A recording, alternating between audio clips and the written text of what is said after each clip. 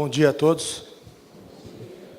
Disse Jesus que onde houvesse duas ou mais pessoas reunidas em seu nome, ali ele se faria presente. Então, com certeza, o Cristo, o Mestre, está entre nós nesta manhã. E a ele rogo as suas bênçãos de claridade de pensamento, para que nós possamos desenvolver o assunto da manhã, né? Dentro do que o Cristo nos coloca como diretiva espiritual e a partir também dos esclarecimentos do que a doutrina espírita nos traz. Então, uma boa manhã para todos nós. Hoje eu vou cumprir uma promessa que eu tenho feito há um bom tempo já, que é de tentar ficar parado. Eu sou muito hiperativo, então eu ando bastante. Mas hoje eu vou tentar. Pela primeira vez, vamos ficar paradinho aqui. Muito bem. Muito bem. O assunto que eu trago hoje, ele está relacionado com dois textos que o Kardec escreveu e que foram reunidos, né, posteriormente na obra, no livro, né, Obras Póstumas, que compõem escritos de Kardec que não chegaram a ser publicados, né? E dois textos em particular nesta obra trazem especial relevância para nós. Esse texto intitulado Liberdade, Igualdade e Fraternidade e O Egoísmo e Orgulho. Os dois textos, eles compõem, na minha visão, um único texto, porque falam das mesmas coisas. E o que Kardec nos traz com esses textos, né? Todos nós sabemos, a doutrina espírita nasce dentro do processo que nós chamamos de iluminismo, né? Aquele período em que a humanidade se liberta do absolutismo, se liberta de uma ideia equivocada a respeito de Deus, da sua posição, da posição do homem na natureza, né? E o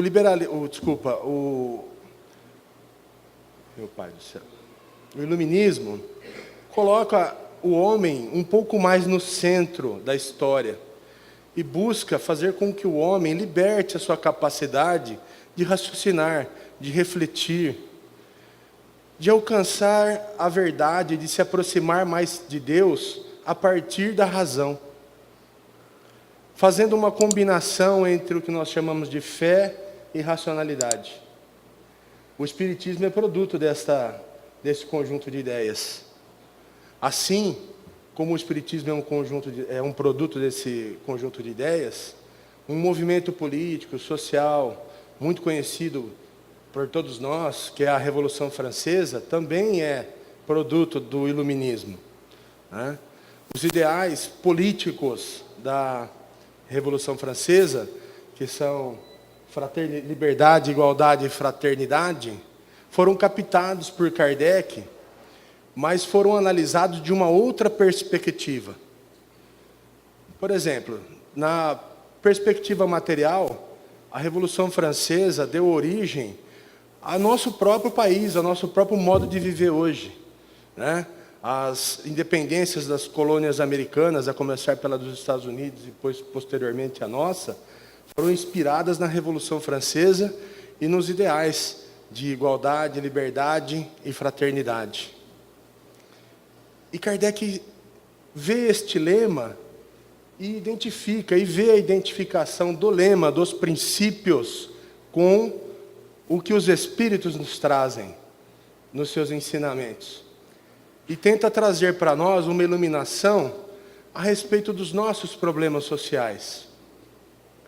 Então, analisando esta questão, ele chega à conclusão de que o que nos impede de alcançar, de buscar, de concretizar uma sociedade fraterna, igualitária e livre, é justamente aquilo que nós carregamos ainda dentro de nós, que nós chamamos tanto, e todos nós sabemos, a doutrina nos informa, que é o orgulho e o egoísmo.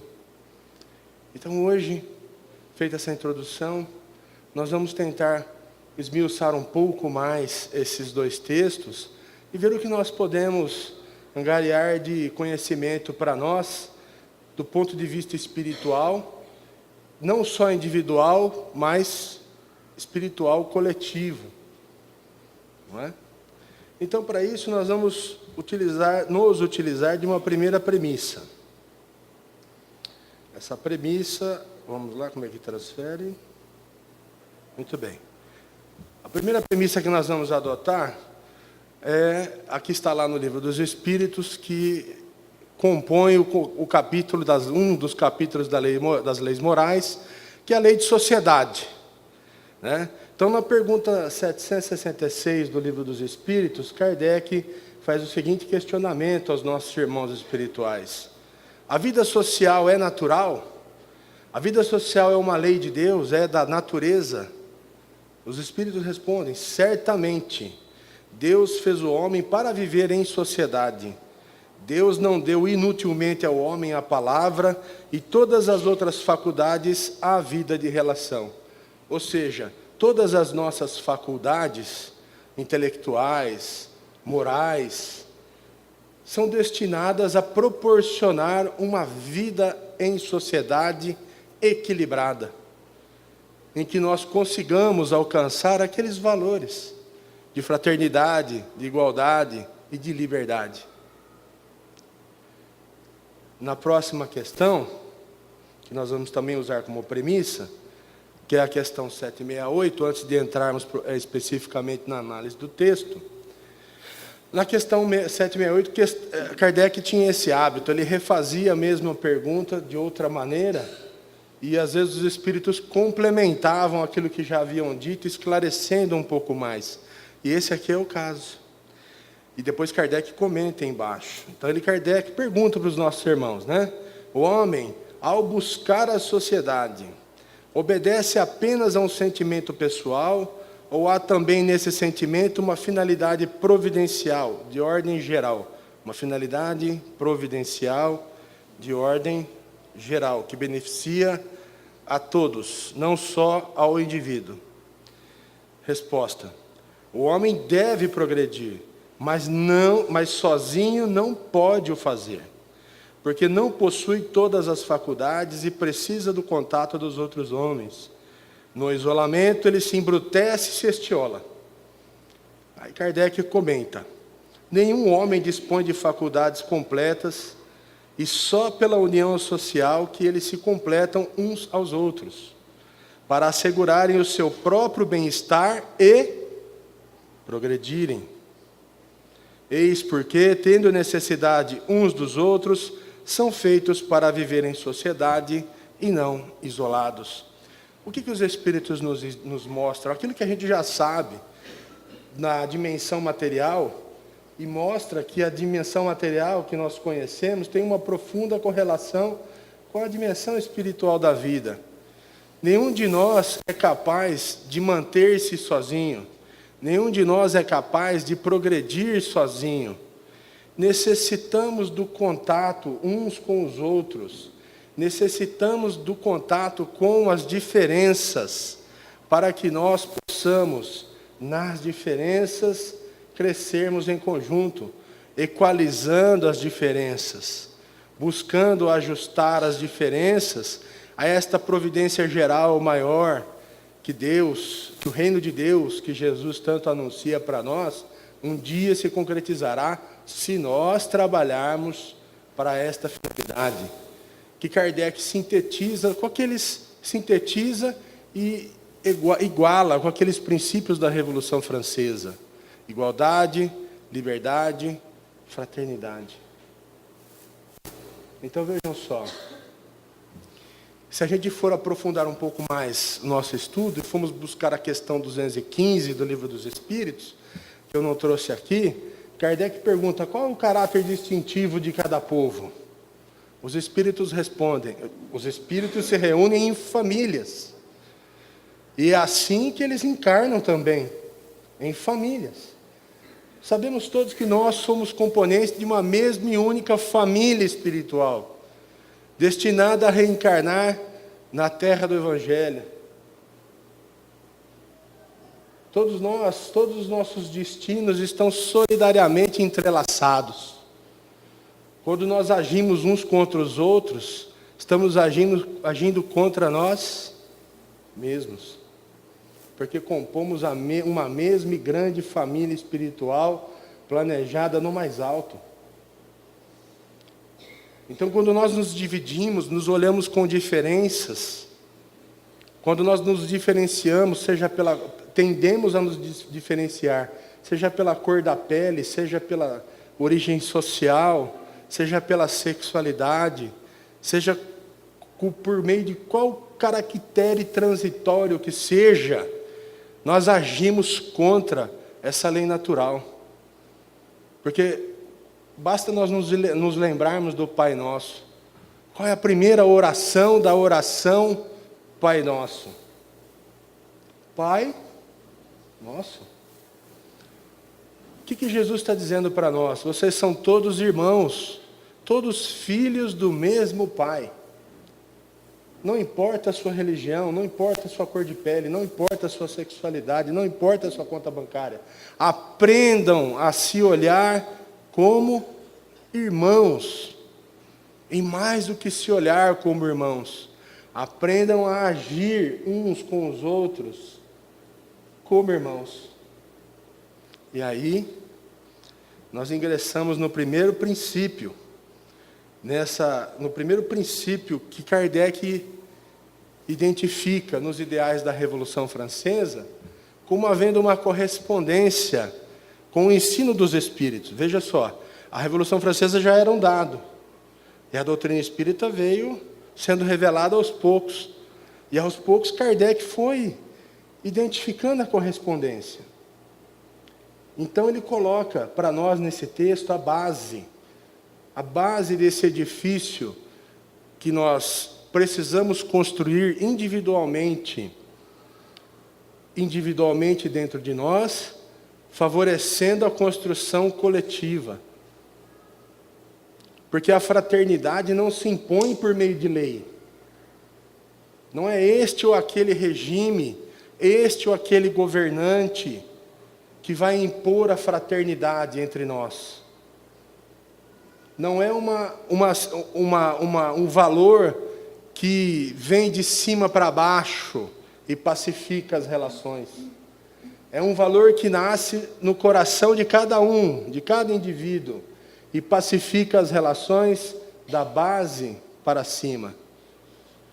Por isso que Kardec coloca a fraternidade na base, e ele diz para nós: a fraternidade, na rigorosa acepção do termo, resume todos os deveres dos homens, uns para com os outros. Significa devotamento, abnegação, tolerância, benevolência e indulgência. É por excelência a caridade evangélica e a aplicação da máxima: proceder para com os outros como quereríamos que os outros procedessem para conosco. Então Kardec faz a seguinte análise: a fraternidade está na base de tudo. Se eu não sei olhar o outro como um irmão meu, jamais eu vou tratá-lo igualitariamente. Se eu não o trato igualitariamente, ninguém tem liberdade, nem eu, nem ele.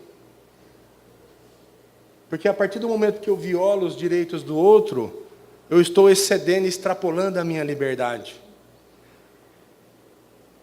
Então vejam só, não é uma legislação, não é um sistema, não é um governante. É uma coisa que nasce do coração de cada um de nós. É só essa construção individual, pessoal, intransferível, que não dá para ninguém fazer por você mesmo, que vai um dia gerar o que nós tanto desejamos. Uma sociedade livre de corrupção, livre de violência, livre de miséria material, miséria moral. Precisamos nos libertar individualmente destas coisas. Bom, vamos lá. Então, como nós estávamos dizendo, sem esse olhar, sem nós nos conscientizarmos, sem nós realizarmos esse sentido de fraternidade que o Cristo tanto nos pede, olhem-se como irmãos, vejam-se como irmãos, tratem-se como irmãos, esqueçam as diferenças. econômicas, raciais, familiares, políticas. Esqueçam as diferenças. Vejam-se como irmãos. Só aí nós alcançaremos o que é a igualdade verdadeira. Por quê? Vamos lá. Kardec faz a análise para nós. A igualdade decorre da fraternidade e a liberdade é a consequência das duas outras, conforme nós já havíamos adiantado. Com efeito, suponhamos uma sociedade, olha só, a hipotética sociedade, que um dia viverá em fraternidade.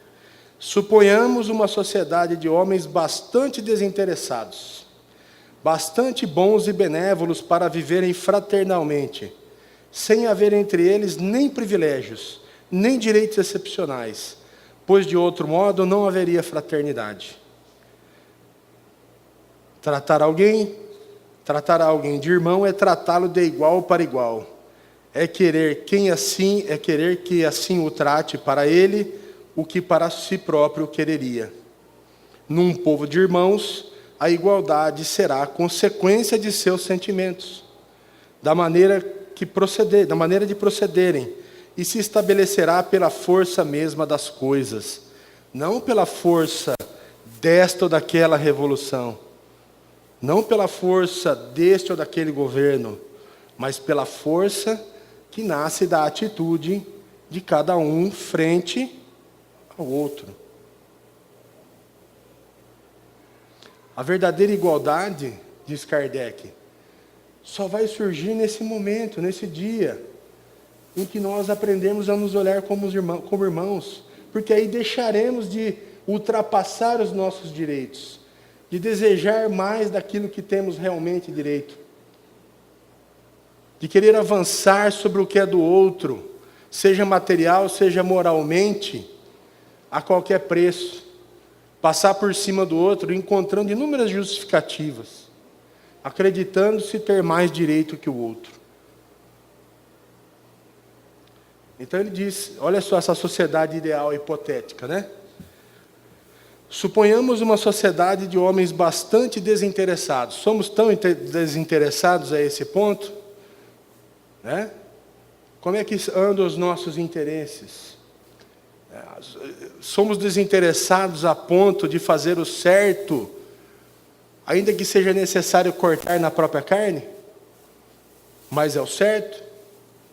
Ou seja, de prejudicar os seus próprios interesses, mas fazer o que é certo, o que é correto. Somos bastante bons e benévolos para viverem fraternalmente, sem haver entre eles nenhum privilégio, nem direitos excepcionais. Há quantos andam nossos desejos por direitos, por privilégios, por imposição de determinadas visões uns aos outros, quando esquecemos de buscar o básico, o necessário para todos. Kardec, a doutrina espírita nos mostra essa relação do necessário e do supérfluo.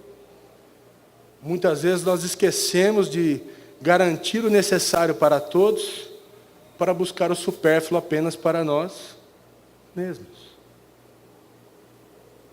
Aí está a relação de fraternidade que nos conduzirá um dia a esta visão de igualdade. E isso não se faz por meio de lei, por meio de revoluções, por meio de governos, por meio de políticos. Se faz através de cada um de nós nas nossas atitudes diárias. Então, Kardec avança. Vamos avançar. Fraternidade está na base.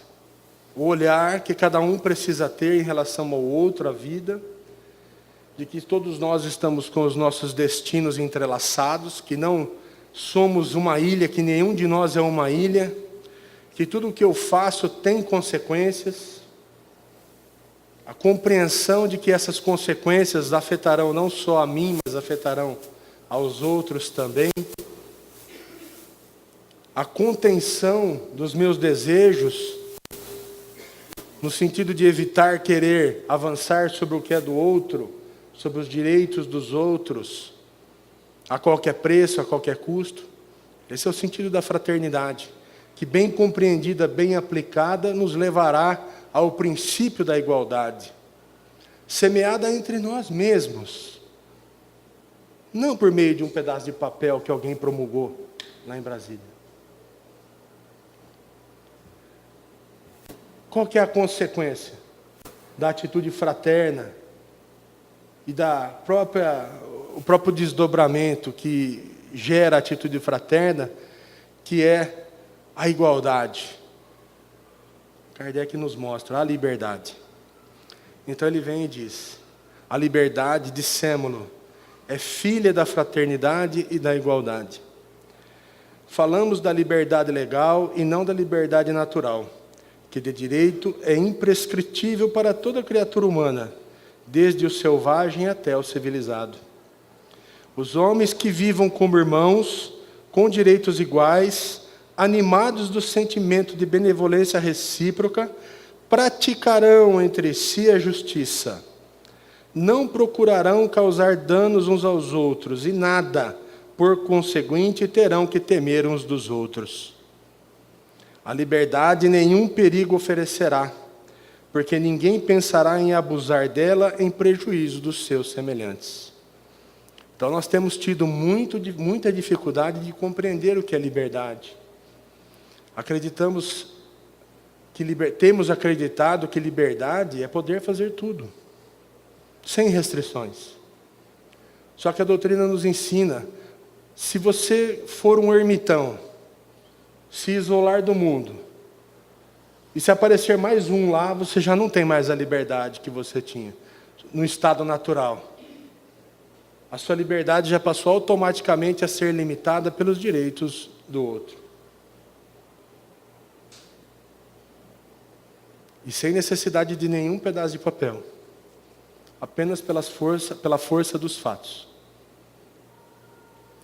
Então, fraternidade para Kardec, igualdade e liberdade são construções pessoais, individuais,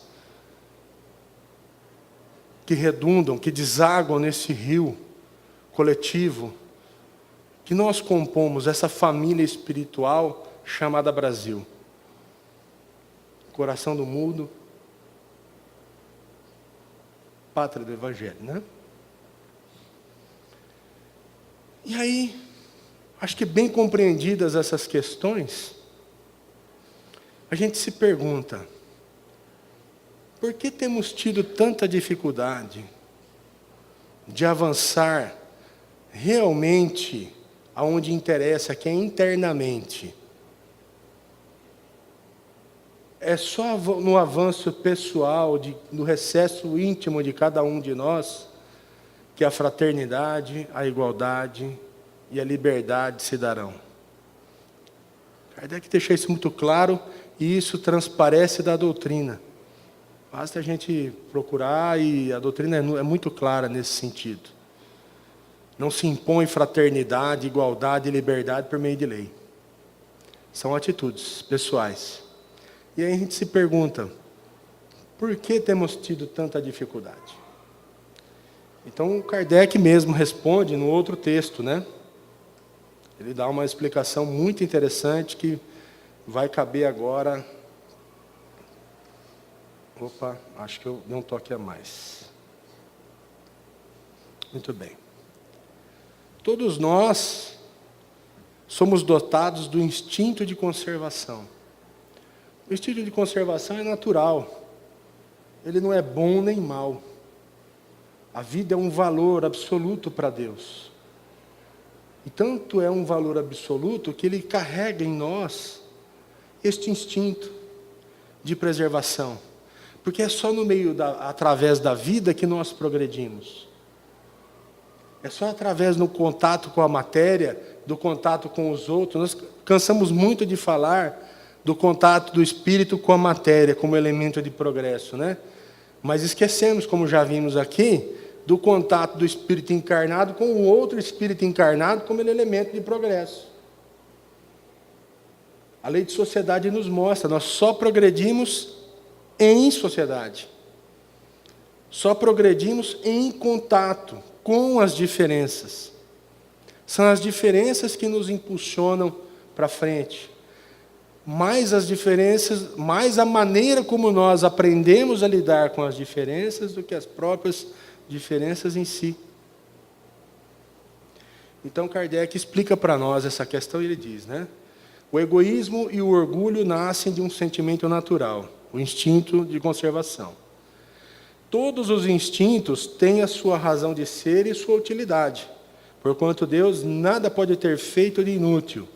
Ele não criou o mal. O homem é que o produz. Quem produz o mal? O homem. Nós é que produzimos o mal.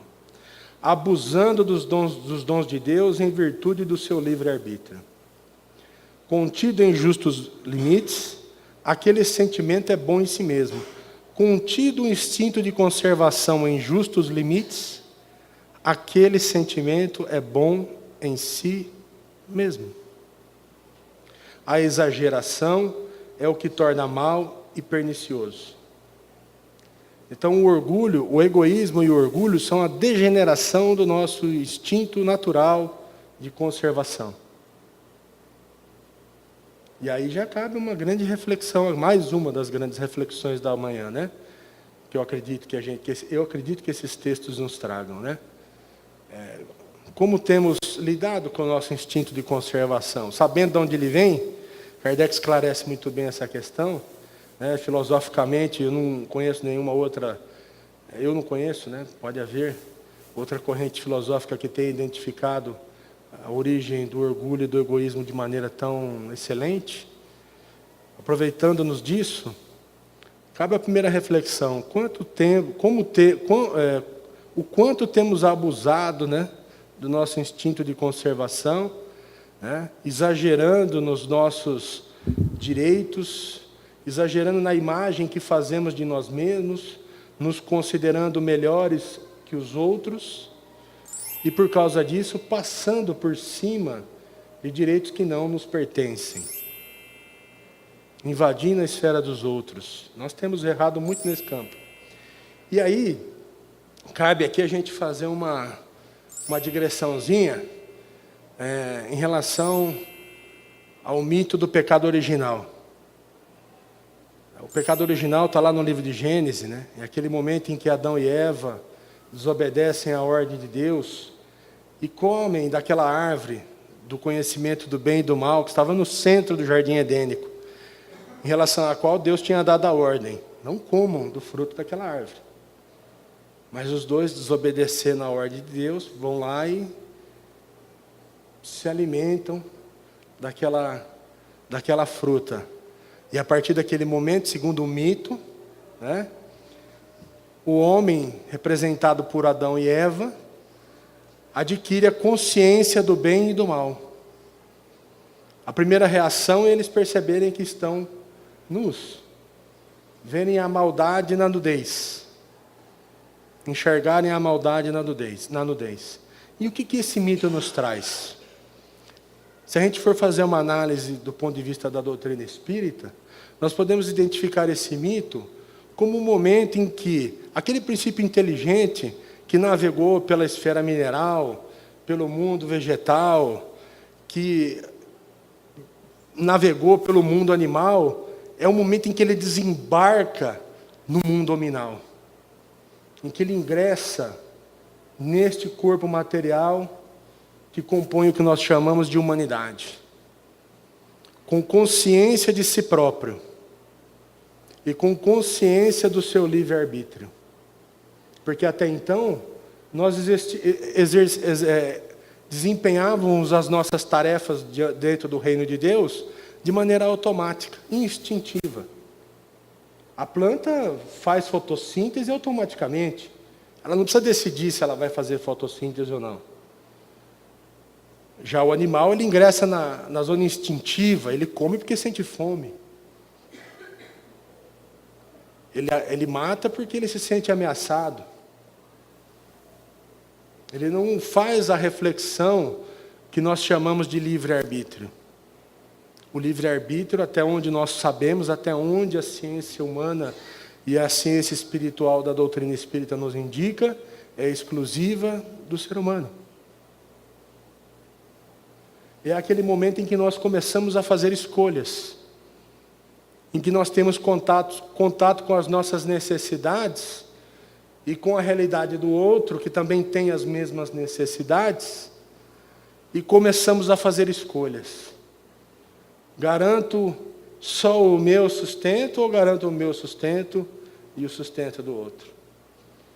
Garanto só a minha segurança ou garanto a minha segurança e a segurança do outro?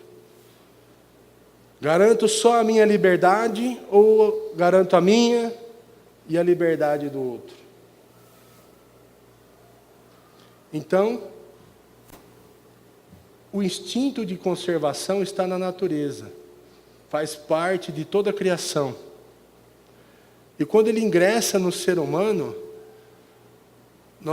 quando nós ingressamos na humanidade, no corpo humano, recebemos esses dois elementos: a consciência de si próprio, né, que a psicologia chama de ego, né, e o livre-arbítrio. A consciência da sua individualidade, de você mesmo, do eu, e o livre-arbítrio. A partir desse momento é que nós começamos a degenerar o instinto de conservação, quando nós exageramos, como Kardec nos ensina aqui, né? Contido em justos limites, aquele instinto, aquele sentimento de autopreservação é bom. E quando ele degenera, Kardec nos ensina, né? Ele degenera no que nós estamos cansados de ouvir e saber, que são as duas pragas da humanidade, as duas chagas da humanidade. São essas duas palavras, né, que a doutrina nos traz para esse fenômeno do egoísmo e do orgulho. Então, e Kardec coloca muito claramente lá nesses dois textos, né? A causa de todas as misérias morais e materiais, o egoísmo e o orgulho, que está onde? Dentro de nós. Não está do lado de fora.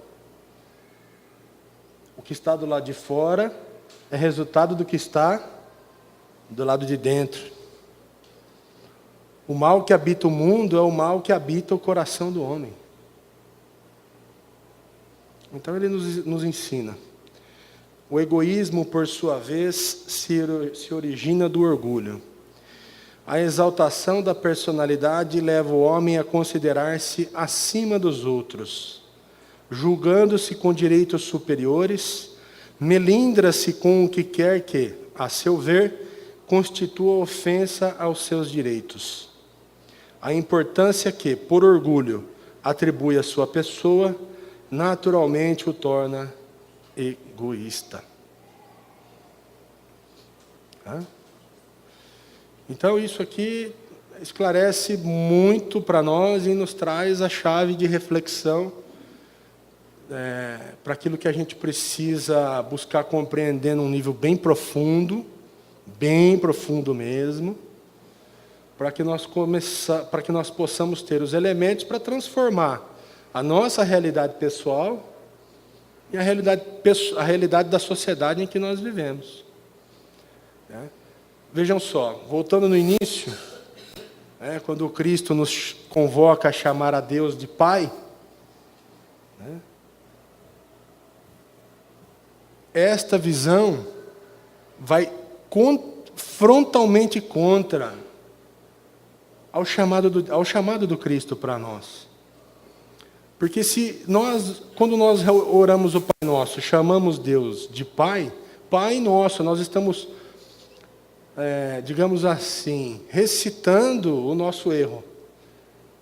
Quando nós oramos o Pai Nosso, mas agimos de maneira orgulhosa e de maneira egoísta, nós estamos proclamando a nossa condenação. Porque Deus nos olha como filhos de uma mesma criação, cujos destinos estão todos entrelaçados. E aqui eu lembro e chamo a atenção para a palestra que o Adriano deu no domingo, se não me engano, passado, né, dona Isaura?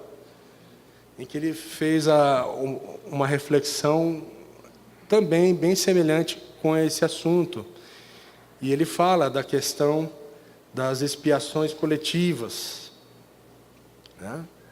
E das expiações coletivas de caráter nacional, por exemplo, que nós possamos estar em vias de enfrentar. De onde vêm essas expiações? Vem do nosso abuso, vem do passado. E vem do nosso abuso em relação ao nosso orgulho, ou melhor dizendo, da degeneração, como usando as palavras de Kardec, da degeneração dos nossos instintos pessoais de preservação. Quando nós deixamos de nos olhar como irmãos. Quando nós deixamos, por causa dessa visão, né, quando nós nos achamos melhores uns que os outros, começamos a avançar nos direitos e nos interesses dos outros a qualquer preço. Então, a reflexão da manhã fica para que nós possamos olhar de maneira inteligente sobre nós mesmos e pensar o que podemos fazer, se nós desejamos mesmo nos libertar de tantos males. Olha, eu tenho 44 anos, né? Sou uma criança perto de alguns irmãos aqui. Tenho muito pouca experiência de vida. Mas as nossas queixas são as mesmas. Elas não se modificam. Acredito que quem tem a consciência anterior aos meus 44 anos, também tem as mesmas queixas. Em relação à nossa organização social, em relação às coisas que acontecem. Então, a reflexão fica, se a doutrina nos dá os elementos que podem garantir essa transformação, se a doutrina nos dá o caminho, nos dá a direção, né? Quanto tempo ainda demoraremos para começar a desenvolver o trabalho que precisamos desenvolver sobre nós mesmos? Nós queremos muito corrigir os defeitos dos outros, né? Acusamos a corrupção do outro, mas não olhamos para a corrupção que nós mesmos praticamos. E nas mais singelas coisas, né? Hoje de manhã eu vinha vindo para cá de motinho, né? Sabe aqueles ursos que andam de bicicletinha no circo? Sou eu, né? Então eu vinha descendo a avenida e tinha uma visão ampla, né? Um farol estava aberto para mim, tinha um carro parado. E passou um outro carro solenemente na minha frente, no vermelho, quase que eu... né? Olha a questão da fraternidade. Não é o sinal. Porque o sinal ele só disciplina, um de cada vez. Um de cada vez. Para não ocorrer acidentes. Porque todos podem passar, todos têm o direito de passar. A via é livre, a via é pública. Mas para que não haja acidentes, um de cada vez. E aquele sinal simples, semafórico, indicava que naquele momento, né, deveria eu passar, ele tinha que aguardar. No entanto, a pessoa resolveu passar pelo sinal vermelho, pouco se importando com o que poderia vir a acontecer, olhando apenas para o próprio direito de passar. Esse é um exemplo. Mas a gente joga papel pela janela, não se dá conta que a via pública, a gente acredita que o que é público não pertence a ninguém. É de ninguém, é coisa de ninguém, né, senhor? É res nullius, né, como nós dizemos em direito. Mas, na verdade, é uma coisa que pertence a todos. E quando é que nós vamos nos apropriar das ruas? Tomar posse das ruas, no sentido de cuidar delas. De tratar como se fosse coisa nossa. Né? A gente vê o transporte público, você coloca um ônibus novo nas linhas, em pouco tempo o ônibus está totalmente depredado. Por quê? Porque ninguém enxerga o ônibus como coisa nossa. Enxerga como coisa de ninguém. Então, olha só como que a fraternidade, o exercício da fraternidade, ela se inicia com os atos mais singelos, com as atitudes mais simples que nós muitas vezes nem imaginamos, que estamos violando o nosso dever de nos olharmos a todos como irmãos. Então fica a reflexão da manhã, já vou encerrando por aqui, agradecendo a todos pela atenção, né? Agradecendo a Deus pela vida.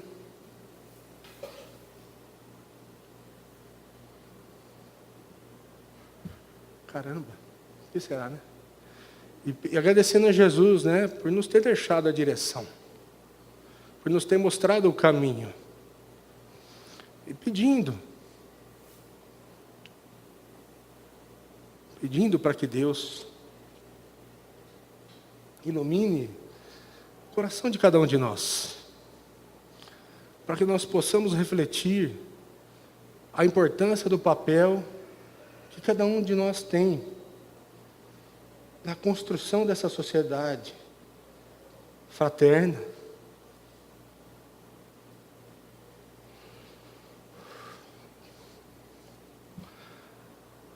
Justa e livre.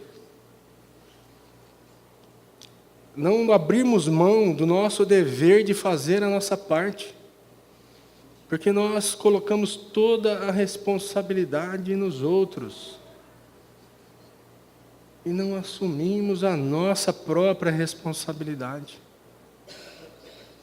Então peço a Deus que nos ilumine a todos o coração, para que nas atitudes menores do dia a dia, nós tenhamos a consciência de que para vivermos em paz, eu recomendo a leitura desses dois textos, mas recomendo muito, de todo o meu coração, porque Kardec fala lá, só viveremos em paz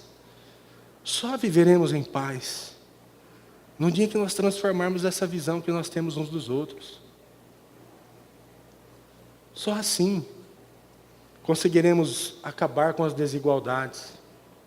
Não por meio de legislação, porque o ser humano transformado transforma toda a legislação, todas as instituições e resolve os problemas todos. A questão é de baixo para cima, é no varejo. Não vamos nos transformar numa sociedade justa, livre e fraterna no atacado. Usando a linguagem do comércio, né? Muito obrigado a todos, que Deus nos abençoe e que domingo siga em paz. Muito obrigado.